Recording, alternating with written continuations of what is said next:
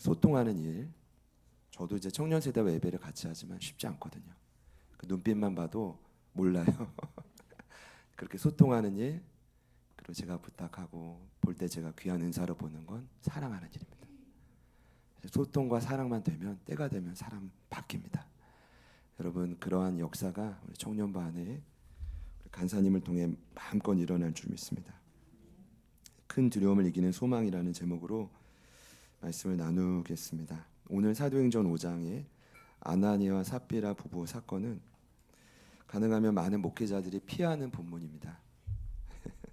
제자들 교회 8년 만에 처음 맞이하는 맥주감사주일인데 먼저 이 본문을 정하게 된 점 여러분이 너그러운 마음으로 이해해 주시기를 부탁드립니다.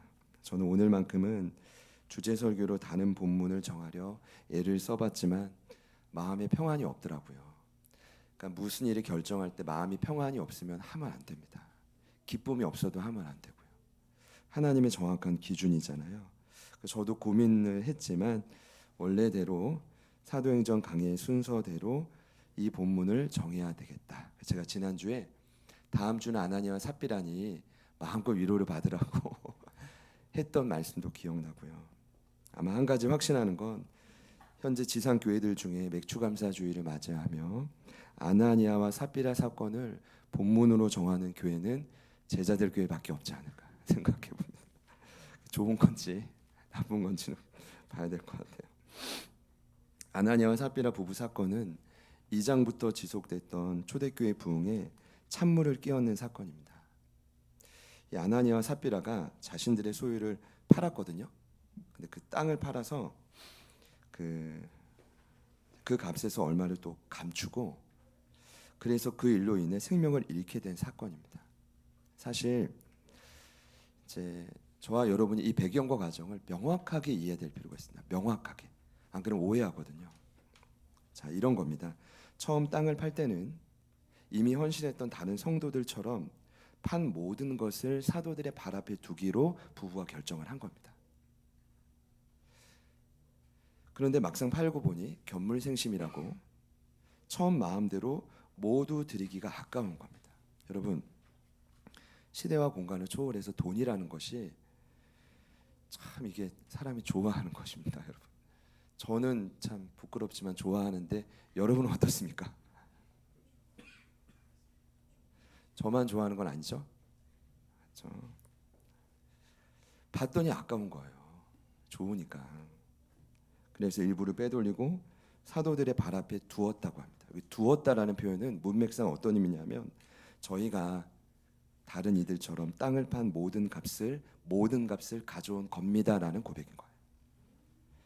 그 뜻으로 둔 겁니다. 그러니 오늘 사도들과 하나님을 이 두 사람이 정확히 기만하고 속이는 행위가 될 수밖에 없었던 겁니다.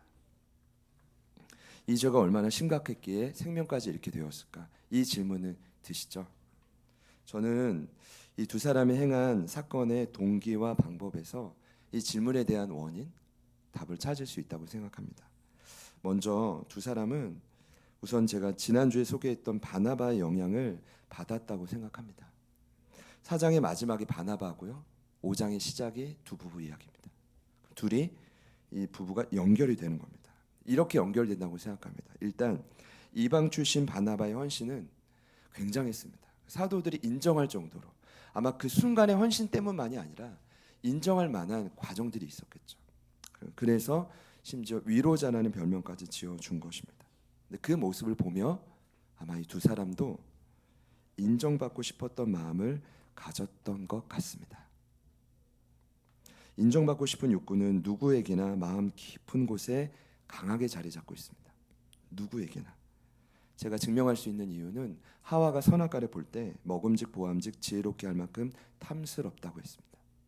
훗날 사도 요한이 이것을 요한일서 2장에 육신의 정욕, 안목의 정욕, 이생의 자랑이라고 했죠. 그 세 가지 루트를 통해 이 세상의 모든 죄가 사람에게 들어온다고 이미 가르쳤어요. 그 마지막이 바로 이생의 자랑입니다. 누구에게나 있는, 저는 없는 줄 알았는데 강하게 있더라고요. 누구에게나 있는 명예욕. 다른 표현으로 하자면 강력하게 인정받고 싶은 욕구. 그러니 바나바가 그렇게 인정받고 영향력을 끼치는 것이 못 견딜 정도로 힘든 사람이 많았겠지만 대표적인 인물이 두 사람이었을 겁니다. 또 알고 보니까 바나바는 구브르 출신입니다.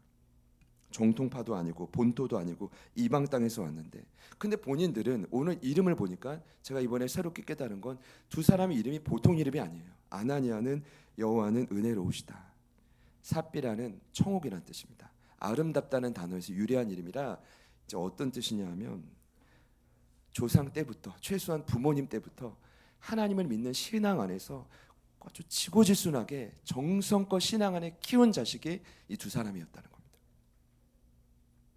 그러니 혈통에 대한 자부심이 얼마나 컸겠습니까? 이렇게 봤겠죠. 어디서 굴러온 돌이 감히 박힌 돌이 우리를 빼? 교회가 성장하는 과정에서 아마 두 사람 모두 성령 충만을 경험했을 거고요. 부흥도 함께 맛보았을 겁니다. 그래서 아마 한켠에는 앞으로 이 부흥에 우리 두 사람이 어떤 일이든 결정적으로 앞장서야 돼, 공동체에 우리가 큰 영향을 끼쳐야 돼라는 생각이 있었을 건데, 아쉽게도 결국 순수한 마음이 동기가 아니라 잘못된 시기가 헌신의 동기가 된 셈입니다. 제가 자세히 보니까요, 오늘 두 사람이 판 땅은 사실 바나바의 땅과 비교하고 있더라고요, 누가가. 근데 의미는 이런 거예요. 오늘 두 사람이 판 땅의 단어가 뭐냐면 코리온이라는 단어고, 지난주에 판 바나바, 지난주로 보자면 바나바가 판 땅은 그 아그로스라는 단어입니다. 아그로스는 제법 규모가 큰 땅이고, 오늘 두 부부가 판 땅은 규모가 굉장히 작은 땅입니다. 근데 누가가 왜 굳이 이 단어를 달리하면서 이걸 기록했을까요? 전 이렇게 생각합니다. 땅의 크기는 문제가 아니라는 겁니다. 하나님 앞에 드릴 때 얼마나 바치느냐는 전혀 중요하지 않습니다. 중요한 것은 바치는 자의 중심입니다. 여러분 믿으십시오. 중심입니다. 중심. 그런데 그 동기가 그릇되니까 죄송하지만 방법도 무너지는 겁니다. 마음이 떠나면 방법도 무너지게 되어 있습니다. 값을 사도들의 발 앞에 둔 것은 다시 말씀드리죠, 전적인 권한 위임입니다. 바나바처럼 우리도 전부를 드립니다라는 눈속임입니다만, 그러나 그 일부를 감췄고 스스로 자멸기를 택했고 결국 하나님의 것을 훔친 셈이 됐다가 2절까지의 내용입니다. 누가는 그때 공동체가 크게 두려워했다고 반복적으로 기록합니다. 제가 말씀을 준비하다가 이 단어가 깊이 다가오더라고요. 크게 두려워했다. 5절 말씀을 제가 한 번 더 읽을게요. 아나니아가 이 말을 듣고 엎드려져 혼이 떠나니 이 일을 듣는 사람이 다 크게 두려워하더라. 11절입니다. 온 교회와 이 일을 듣는 사람들이 다 크게 두려워하니라. 엄청난 사건이죠. 담대했고 승승장구했던 초대교회인데 말씀을 보니 크게 두려워했다. 야, 이럴 때도 있구나. 금요일에도 잠깐 나누었지만 이럴 수도 있구나. 근데 여러분, 크게라는 단어가 메가스라는 뜻이 단순히 크다는 의미가 아니에요. 어떤 뜻이냐면 점점 커져갔다는 뜻입니다. 한번 영적 분위기가 꺾이면 점점 죽어가듯이 점점 사망이 그 영혼들을 지배했다는 것입니다. 이해가 되시는 분들만 아멘 해보시죠. 이거 여러분 잘 이해하셔야 됩니다. 그러니까 여러분들도 혹여나 오늘 이 자리에 문제를 가지고 오신 분들이 있다면 그 문제가 단순히 크다가 아니라 문제는 항상 우리의 인생을 점점 좀먹는 거예요. 점점 생명이 커지든 아니든, 아니면 사망이 우리를 점령하든, 둘 중에 하는 거죠. 이해가 되시죠? 네, 감사합니다. 이 사건이 그렇게 힘있던 공동체를 크게 위축시켰는데 분위기가 점점 죽어졌던 것입니다.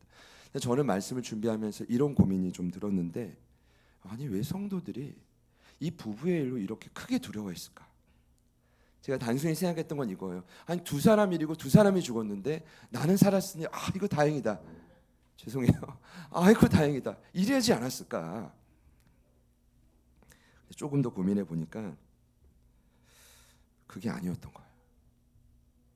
이 두 사람의 죽음은 성도들이 보면서 이렇게 느꼈을 거예요.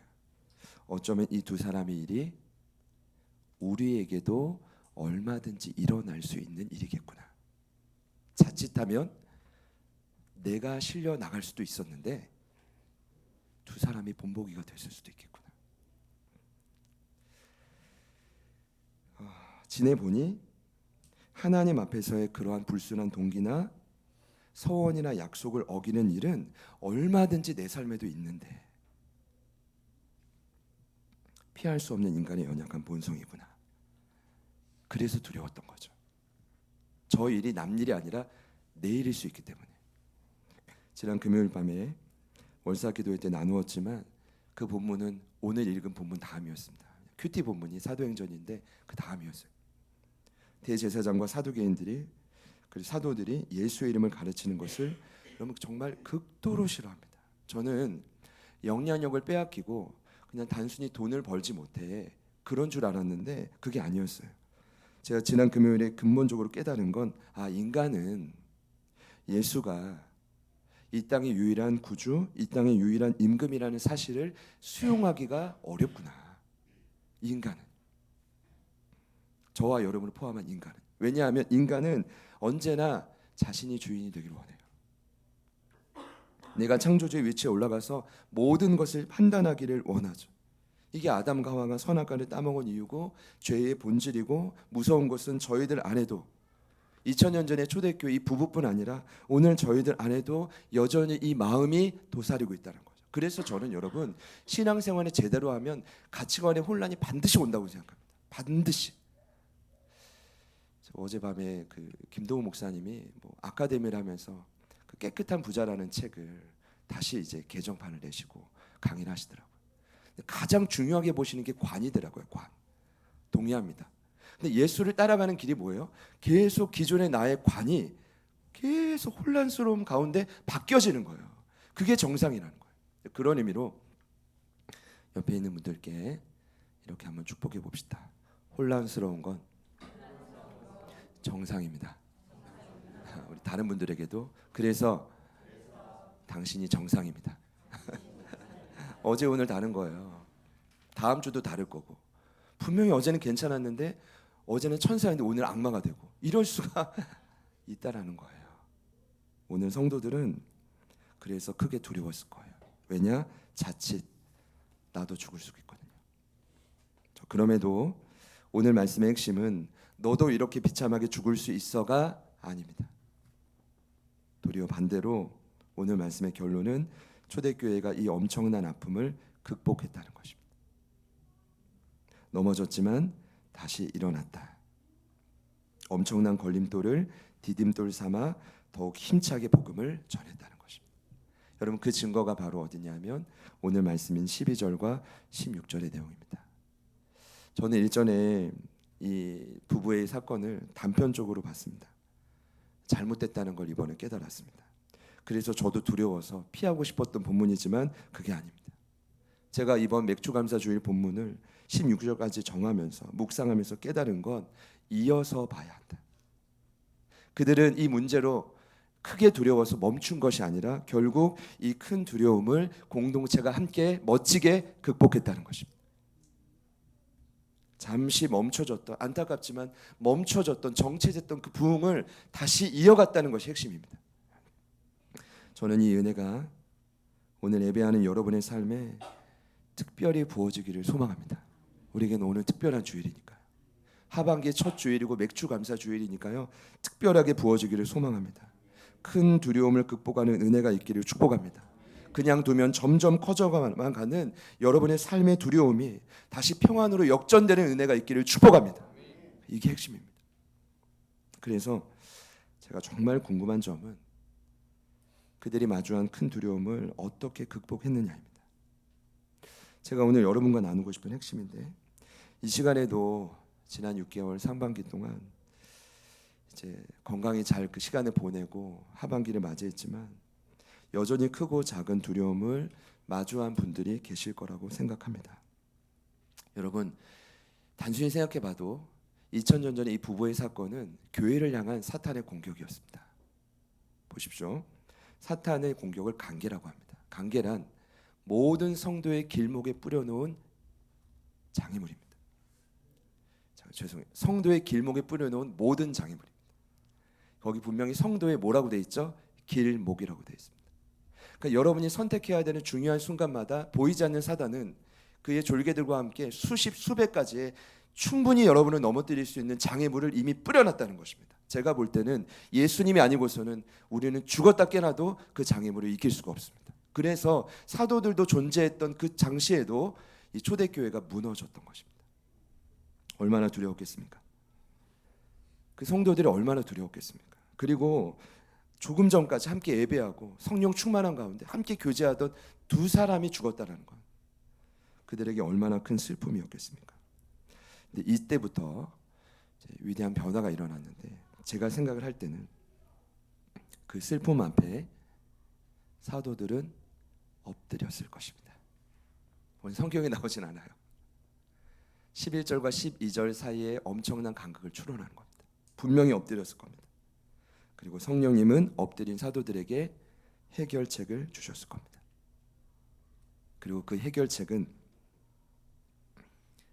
아마도 당시의 교회와 상황과 아주 비슷한 상황에 놓여 있던 구약 성경의 여호수아서였을 것입니다. 뭐야 목사님 뭐 자꾸 이 말씀만 저 말씀만 하시지.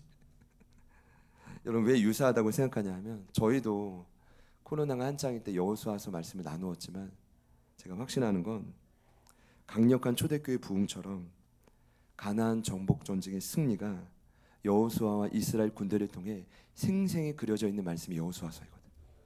그러니까 굉장히 유사한 거죠. 그런데 신기하게도 강력한 승리를 경험했던 여호수아와 그 군대도 피할 수 없었던 문제가 있었습니다. 그게 뭔지 아세요? 인간의 욕심입니다. 여호수아 7장에 등장하는 아간 들어보셨나요? 자, 우리 새가족이신 성준 씨도 있고 모르시는 분들이 있기 때문에 이분을 좀 소개한다면, 유다 지파 세라의 증손 삽디의 손자 갈미의 아들인 아간. 오늘 아나니아 삽비라처럼 정통 유다 지파, 엄청난 신앙의 뿌리를 가진 가문의 자손이 아간이었습니다. 그런데 7장 1절을 보니 이 아간이 하나님께 온전히 바친 물건을 슬쩍 훔칩니다. 물론 성경에는 감췄다라고 되어 있지만 이 의미가 뭐냐면 슬쩍 훔치는 거예요. 슬쩍. 놀라운 것은, 정말 놀라운 것은 오늘 본문의 아나니아와 삽비라 부부가 감추다, 이 동사가 뭐냐면 노스피조입니다.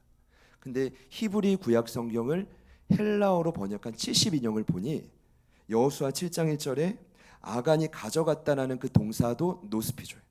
동일한 거예요. 이 동사는 신약 성경에 여기와 디도서 2장 10절에 딱 한 번 나와요.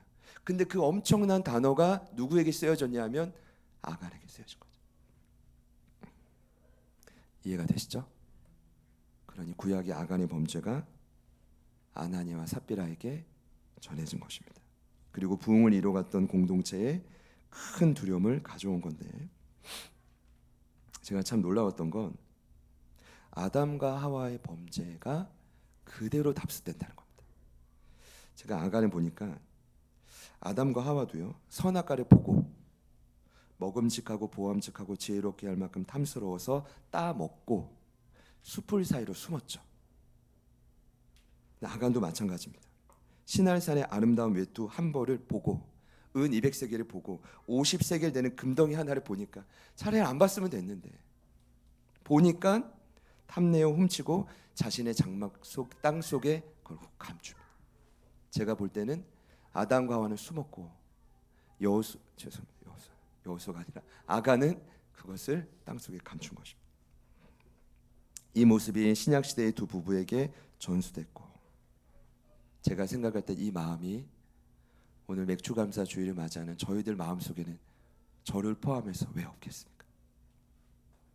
결국 아간의 범죄로 인한 아이성 패배는 이스라엘 백성의 마음을 어떻게 했는지 아십니까? 마음을 물같이 녹였다고 합니다. 여러분, 물같이 마음이 녹으면 절대로 못 삽니다. 사람이 육체가 있어서 사는 게 아니라 마음이 무너지면 생명을 잃어버린 거거든요. 이해가 되십니까? 큰 두려움이 그들을 사로잡은 것입니다. 중요한 건 이제 그들이 어떻게 이 두려움을 극복했느냐입니다. 제가 상상해 봐도 그 아간과 가족들, 후손들 관련된 동물들을 그 아골 골짜기에 묻잖아요. 그 괴로움의 골짜기에 묻고 돌 무덤을 쌓고 그것을 봤던 이스라엘 백성과 군대들은 아마 평생 잊혀지지 않는 엄청난 아픔과 슬픔이었을 겁니다. 그런데 어떻게 여호수아의 군대가 그 큰 두려움을 물같이 녹아버린 그 마음을 어떻게 극복했느냐죠. 오늘 아나니아와 삽비라 이 문제로 인해 큰 두려움에 사로잡힌 초대교회가 어떻게 그 두려움을 극복해서 전진했느냐 이거예요. 일전에 딱 한 차례 나누었지만 이 비밀은 구약의 호세아서에서 밝혀집니다. 여러분, 호세아서는 음란한 아내로 인해 고통당했던 선지자의 아픈 사랑 이야기입니다. 하나님은 의도적으로 내 마음을 알라고 그런 아내를 만나게 하셨죠.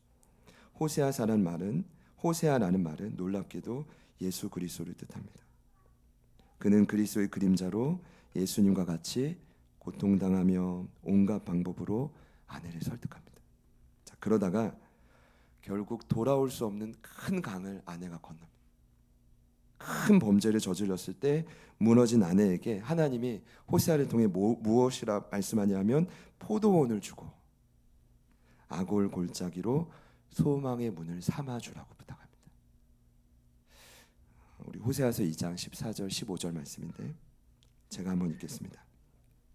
그러므로 보라, 내가 그를 타일러 거친 들로 데리고 가서 말로 위로하고 거기서 비로소 그의 포도원을 그에게 주고 아골 골짜기로 소망의 문을 삼아주리니 그가 거기서 응대하기를 어렸을 때와 애굽 땅에서 올라오던 날과 같이 하리라. 여호수아서에서 아골 골짜기는 저주와 심판을 상징합니다. 그러나 호세아서에서는 소망의 문으로 바뀌어요. 자, 여기서부터 놀라운 일이 있습니다. 아골 골짜기와 같은 절망의 자리에서 하나님은 직접 그곳에 소망의 문을 심겨준 것입니다. 그러니까 어떤 절망적인 순간이 있어도 하나님이 심으신 그 소망의 문 때문에 변화될 수 있다는 겁니다. 더욱 놀라운 건 소망이라는 단어였죠. 제가 일전에 그 여호수아 강의 때 이걸 발견하고 뒤집어질 뻔했습니다. 소망이라는 뜻이 뭐 기대하다, 감사하다 이런 의미가 아니라 티그와라는 단어는 줄이라는 뜻이었죠. 줄, 끈. 그래서 이 줄, 끈 무엇을 의미하냐면 여호수아 2장에 이미 나왔던 라합이 집 밖으로 내던진 붉은 줄을 의미합니다. 여러분, 그 붉은 줄은 어떤 것을 의미합니까? 정탐꾼이 기생 라합에게 맹세합니다. 붉은 줄을 우리가 여리고를 심판할 때 내놔라. 그 줄 안에 들어간, 집 안에 들어간 모든 너희들의 가족들은 목숨을 부지할 것이다. 마치 출애굽 때 3년 된 수컷 어린 양의 피를 좌우 문설주와 임방에 바른 그 안에 들어간 이스라엘의 고센 땅의 이스라엘 백성들은 다 구원받습니다. 여러분, 다 구원받습니다. 심지어 시편 말씀을 보면 그 피의 능력으로 말미암아 비틀거리는 자가 하나도 없었다고 기록하고 있습니다. 그 소망은 누구를 의미합니까? 여러분, 그 줄이 누구를 의미합니까? 그 아골 골짜기를 소망의 문으로 바꿔버린 그 줄은 누구를 결국 의미합니까? 제가 볼 때는 이 땅에 직접 오셔서 피 흘려 죽으신 예수님을 상징합니다. 믿으십니까? 예수님은 절망에 빠진 저희에게 유일한 소망이 되시는 분이십니다. 혹시 이 자리에, 사명의 자리에서 때론 큰 두려움이 찾아와서 마음이 물같이 녹아진 분이 계십니까? 예수님께서 그 큰 두려움을 소망으로 바꿔주실 줄 믿습니다. 그 큰 두려움을 극복해 하시는 분이 바로 우리 예수님입니다. 말씀을 맺겠습니다. 어제 오전에 헝가리의 변찬일 선교사님이 카톡을 주셨더라고요. 거의 한 달 만인 연락인데 이런 내용이었습니다. 목사님, 귀한 예배 후에 하나님께 영광 돌리며 목사님과 성도님들께 감사 전하고 싶어 연락드렸습니다.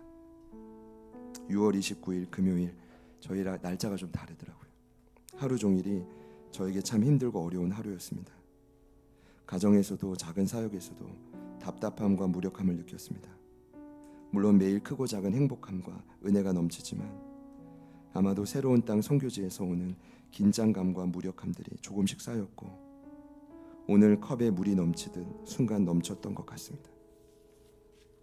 어떤 감정인지도 구체적이지 않지만 너무 마음이 버거워 그냥 눈물이 터져버린 날이었습니다. 엄마의 눈물이 당황스러울 아이들이 있어서 어려운 마음을 대충 정리하고 금요 성령 집회 예배를 드렸습니다. 말씀 시작부터 얼마나 눈물이 나던지요. 모든 말씀이 저에게 주시는 하나님 음성이었습니다. 상황과 환경이 아니라 온전히 주님을 나의 구주와 임금으로 모시지 않은 저에게 오는 어려움임을 깨달았습니다. 매일의 공격 앞에 매일 성령 안에서 창조되는 믿음만이 구원이며 철저히 주님 안에 신뢰하는 것이 답임을 다시 한번 깨달았습니다. 내가 주인 되려 하는 나를 의지하고자 하는 그 모든 교만을 회개하는 시간이었습니다. 귀한 말씀 후에 두 번째 합심기도 제목을 말씀하실 때 오늘 모든 회복과 어두움들이 돌파되는 은혜가 왜 이렇게 강력했는지 알 수 있었습니다. 목사님께서 해외 선교지들마다 선교사님들마다 모든 어둠이 돌파되고 회복되는 은혜가 있기를 기도 제목으로 주시고 합심으로 기도하실 때 그 기도의 응답으로 제가 살았음을 강력하게 느꼈습니다. 7시간 전에 하신 그 예배가 중보의 기도가 7시간 후에 헝가리에 도착했습니다. 선교지에서 선교사의 생존이 성도들의 중보기도와 직결됨을 몸소 느끼고 있습니다. 목사님의 귀한 말씀과 성도님들의 기도에 진심으로 감사드립니다. 넘어지더라도 빨리 일어날 수 있도록 말씀으로 나를 일으키시는 하나님께 영광 돌립니다. 목사님 주일 예배도 사모하며 기다리겠습니다. 감사합니다. 제가 글을 여러 번 읽었는데요. 눈물도 나고 마음 한켠이 많이 저려오더라고요. 그렇다고 헝가리를 갈 수도 없고 중요한 건 그럼에도 제가 깨닫는 너무 감사한 건 예수님께서는 이 땅뿐만 아니라 저 멀리 헝가리 땅에도 동일하게 역사하신다는 사실.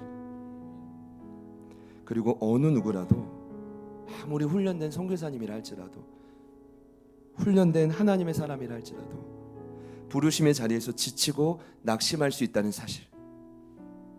그러나 우리 주님은 어느 심각한 악골골짜기도 소망의 문으로 바꿔주실 수 있다는 사실. 이것이 복음입니다. 이것이 오늘 저와 여러분을 다시 일으켜서 여전히 감사할 수 있게 만드는 힘과 능력이라는 것입니다. 언제나 실패와 아픔은 경험하셨겠지만 큰 두려움을 가져옵니다. 주저하게 만듭니다. 그러나 예수님은 어떤 절망도 상처도 소망으로 바꾸시는 분입니다. 그 주님을 다시 바라보시기를 축복합니다. 이 표현 하기도 죄송해요. 왜냐하면 매주 이 말을 드리는 것 같은데 이리 봐도 저리 봐도 예수님 외에는 방법이 없는 거죠. 그 예수님을 더 깊이 바라보시기를 축복합니다. 그런 의미로 한 번 더 인사해 볼까요? 포기하지 맙시다.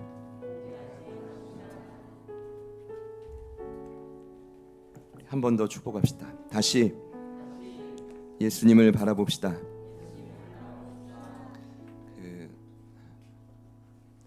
오늘 예배에 오시면서 아골골짜기와 같은 절망을 가지고 오신 분들이 있을 겁니다. 단순히 지난 상반기의 문제가 아니라 겹겹이 쌓여왔던 문제가 있는 분들이 있을 겁니다. 오늘 말씀을 기억하며 기도하실 때 하나님께서 친히 그 자리에 소망의 문이신 예수를 심어주셨기에 다시 회복될 줄 믿습니다. 그런 의미로 같이 찬양하고 기도하겠습니다.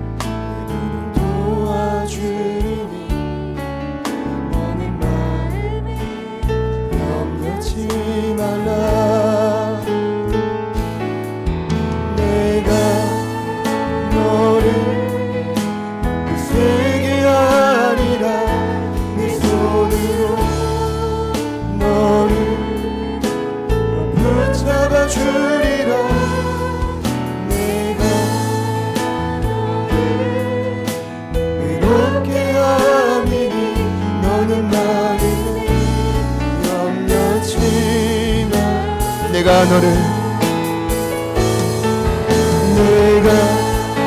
너를 세게 하리라. 내 손으로 너를 붙잡아 주리라. 내가 너를 이롭게 하리니 너는 마음에 염려치마. 나는 너의 하나님이라.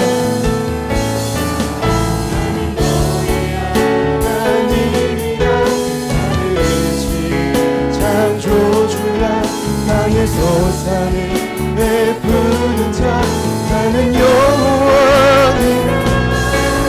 나의 의로 부른 바 나의 찬송에 부른 자 너는 두려워 말라. 내가 너를 세게 하리라. 내 손으로 너를 또 붙잡아 주리라. 내가 너를 이롭게 하리니 너는 나를 염려치마. 어떠한 모양이든 악한 사단은 저와 여러분을 큰 두려움으로 옥죄일 것입니다. 어떤 방법으로든 저와 여러분이 사명의 통로로 세워지는 것을 끝까지 막을 것입니다. 그러나 이 시간 저희가 말씀을 붙들고 함께 기도할 때 큰 두려움을 이기게 하신 그 소망, 예수님께서 저와 여러분의 삶을 온전히 회복시켜 주실 줄 믿습니다. 우리 그 믿음으로 선포할 때 성령 하나님, 내가 여전히 가지고 있는 수많은 삶의 아골골짜기다. 이 시간 소망의 문으로 변화되는 이 역사가 일어나게 하여 주십시오. 우리 주님께 우리 모든 삶을 맡겨드립니다. 우리 다 같이 주님 이름 부르시고 간절히 한번 기도합니다. 주님,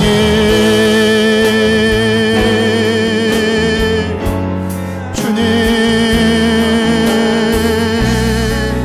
주님 도와주십시오. 성령님께 간구하며 나아가 하나님 아버지 도우시옵소서. 우리의 삶에 있는 수많은 아픔, 수많은 영혼, 하나님이 마음속에 풀어지지 않던 모든 생각, 이 시간 예수님 앞에 모두 다 조명하여 주님 드러내서 주님 밝히 드러내서 주님 고쳐주시기를 간절히 소망하며 나아가 주여 도와주십시오. 주님 놓아주십시오. 주님 역사하여 주십시오. 아버지 도우소서. 아버지 일하여 주십시오. 주님 놓아주십시오. 주님 역사하여 주십시오. 아버지 앞에 간절히 나아가 성령 하나님 도와주십시오. 성령 하나님 역사하여 하나님 우리를 온전히 회복시켜 주십시오. 주님께서 반드시 우리 영혼을 고쳐주실 줄, 마주한 모든 도망을 다시 한번 붙들고 일어나게 될 줄 믿습니다. 마주했던 모든 아픔을 회복하게 될 줄 믿습니다. 주여 도와주십시오. 성령 하나님 도와주십시오. 아버지 앞에 건강을 성령 하나님 도와주십시오. 성령 하나님 역사하여 주십시오. 아버지의 능력으로 다시 한번 일어서게 하여 주십시오. 주여 도와주십시오. 주여 도와주십시오. 주님 도와주십시오. 그 생명의 끈으로 다시 한번 주님 앞에 담대히 나아갈 수 있는 우리가 됩니다. 성령 하나님 도와주십시오. 주여 도와주십시오. 주님 도와주십시오. 성령 하나님 도와주십시오. 우리 모두를 긍휼히 여겨주십시오. 주님 말씀하시는 그 전에 다시 한번 일어서 하나님 원하시는 그 모습을 우리를 빚어주십시오. 우리를 변화시켜 주십시오. 우리를 새롭게 하여 주십시오. 주여 도와주십시오. 돌파되기를 소망합니다. 주님 이겨나갈 수 있기를 소망합니다. 성령 하나님 도와주십시오. 성령 하나님 도와주십시오. 주여 도와주십시오. 주님 도와주십시오. 아버지 하나님 손으로 너를 붙잡아 주리라. 내가 너를 이롭게 하니 너는 마음에 염려치마. 내가 너를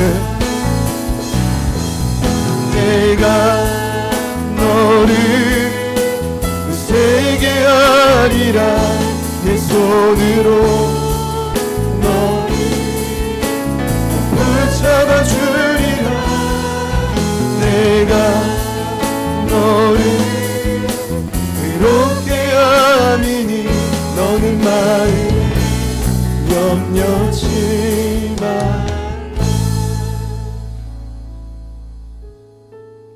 중요한 삶의 길목에서 살아계신 예수님을 바라봅니다.